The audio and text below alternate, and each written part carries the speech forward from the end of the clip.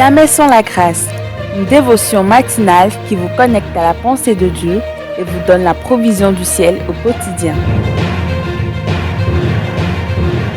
Bonjour chers amis, chers internautes, nouvelle journée, nouvelle provision, bienvenue dans la dévotion de ce matin, d'où Jésus, nous te bénissons pour ton œuvre dans nos vies, le chemin que tu ferais dans nos cœurs, le chemin que tu nous amènes aussi à prendre, parce qu'en réalité tu es le chemin, la vérité et la vie.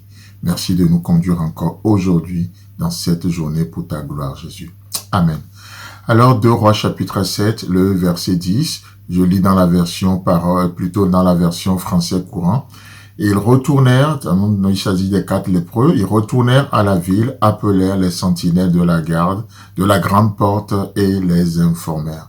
Amen. Donc ici, nous sommes en train de voir comment ces lépreux ont relevé le défi, ils sont allés au-delà des obstacles apparents, c'est-à-dire leur rejet, leur état de santé qu'ils sont, pour apporter la solution à toute la ville. Parce qu'ils ont trouvé la solution, ils ont décidé de la porter à la ville. Et ils retournèrent, j'aime bien cela, ils retournaient à la ville, appelaient les sentinelles de la grande porte et les informaient. Comme on le disait hier, pas d'inachevé dans nos vies. S'il y a des choses à régler, que Dieu nous donne toute la provision nécessaire aujourd'hui pour régler les choses. Sinon, ces choses inachevées nous empêchent de voir la gloire de Dieu dans nos vies. Vous savez, je pense sincèrement que parfois, les situations que nous traversons montrent le type de personne que Dieu nous appelle à aider dans la vie.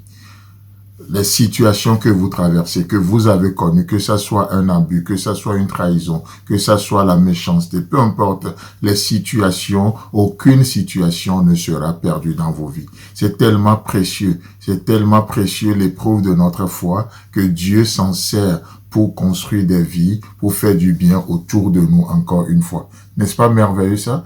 Et ça montre encore aussi, comme je le disais tantôt, le type de personne vers qui Dieu nous envoie.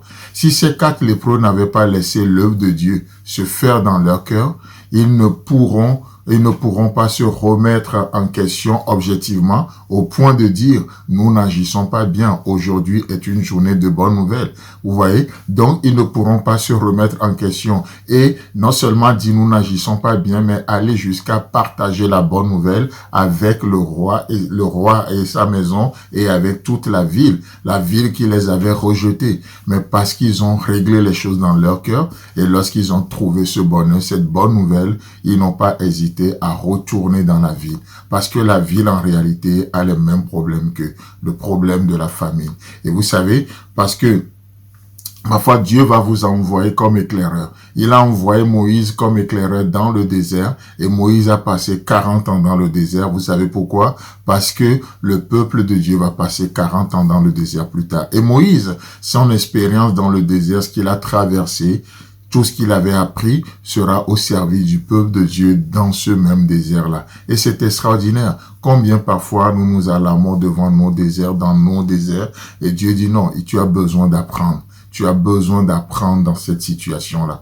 C'est beau, n'est-ce pas? Un pasteur ghanéen du nom Messan qui disait ceci. La vitesse à laquelle nous courons dans la vie dépend de la taille et de la vitesse du chien qui vous poursuit. Je reprends encore une fois. La vitesse à laquelle vous courez dans la vie dépend de la taille et la vitesse du chien qui vous poursuit. C'est extraordinaire ces pensées, n'est-ce pas? Mais nous n'avons pas les mêmes histoires, n'est-ce pas? Nous n'avons pas la même histoire, chacun a son histoire. Nous n'avons pas les mêmes expériences, chacun a ses propres vécus. Mais peu importe la taille et la vitesse du chien qui vous poursuit aujourd'hui, qu'est-ce qui se passe? Vous avez un abri. Nous avons un abri. Peu importe la taille et la vitesse du chien qui vous poursuit, vous avez un abri. La Bible déclare dans les Proverbes chapitre 18, le verset 10, « Le nom de l'Éternel est une tour forte. Le juste s'y réfugie et il se trouve en sûreté. » Êtes-vous capable de trouver de l'abri, de trouver du refuge, de réconfort dans le nom de l'Éternel? Quand nous parlons du nom de l'Éternel, nous parlons de qui il est. Nous parlons de sa nature, nous parlons de son caractère, nous parlons de son excellence, ce qui fait qu'il est Dieu lui-même, vous voyez? Et donc, la Bible dit, le nom de l'Éternel est une tour forte. Je ne sais pas ce qui te poursuit ce matin. Peut-être c'est ton expérience du passé, ce qu'on t'a fait, ce qu'on ne t'a pas fait, ce que tu as subi, tellement de choses. Mais nous trouvons le refuge dans le nom de l'Éternel. Et aujourd'hui, tu peux te réfugier. Permets-moi juste de prier avec toi, Père. Je prie pour celui qui m'écoute maintenant. Peu importe son expérience passée, peu importe son vécu. Aujourd'hui, ce matin, nous déclarons le nom de l'Éternel sur sa vie et il est béni au nom puissant de Jésus. Amen. Si vous avez aimé cette émission, parlez-en à vos amis. Parlez-leur du message de la grâce et de ce qu'il fait dans vos vies. Pour un sujet de prière, une question ou pour devenir partenaire, contactez-nous au 00229 94 75 80 20. Que Dieu vous bénisse et à la prochaine. En attendant, pensez avec Dieu.